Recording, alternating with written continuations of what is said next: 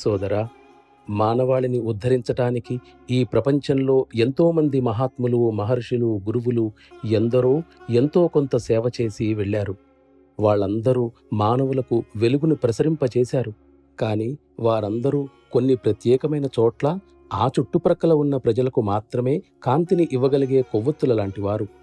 వారు ప్రజలకు చాలా మంచి చేశారు.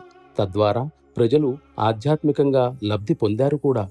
కానీ ఈ ప్రపంచాన్నంతటినీ ఒకేసారి వెలుగుతో నింపటానికి సంకల్పించిన చాలా అరుదైన సందర్భాల్లో మాత్రమే దైవం ఒక దివ్య జ్యోతిని వెలిగిస్తాడు.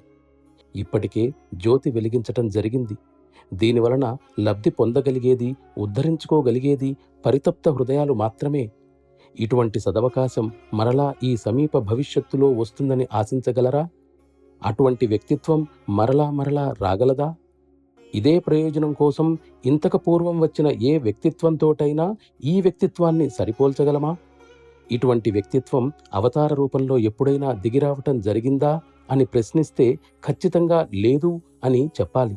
అటువంటి అస్తిత్వాల సమర్థతలు, శక్తులు కూడా కాలానుగుణంగా పరిస్థితులను బట్టి పలు రకాలుగా ఉండేవి. ఇది అతి అరుదైన సందర్భాల్లో ఒకటి.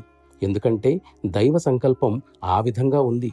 ప్రస్తుతం ప్రకృతి కార్యం నెరవేర్చడం కోసం దిగివచ్చిన వ్యక్తిత్వాన్ని ఇంతకు పూర్వం వచ్చిన వారితో పోల్చినట్లయితే ఇది అన్ని విధాల సమర్థతల్లోనూ ప్రకృతి ఆ వ్యక్తిత్వానికి అప్పగించిన కార్యభారం పరిధిలోనూ అందరినీ మించిన వ్యక్తిత్వం.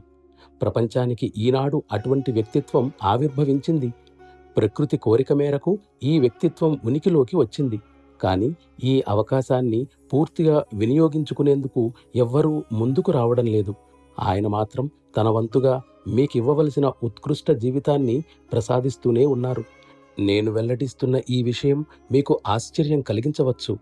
దైవ సంకల్పం నెరవేరుగాక.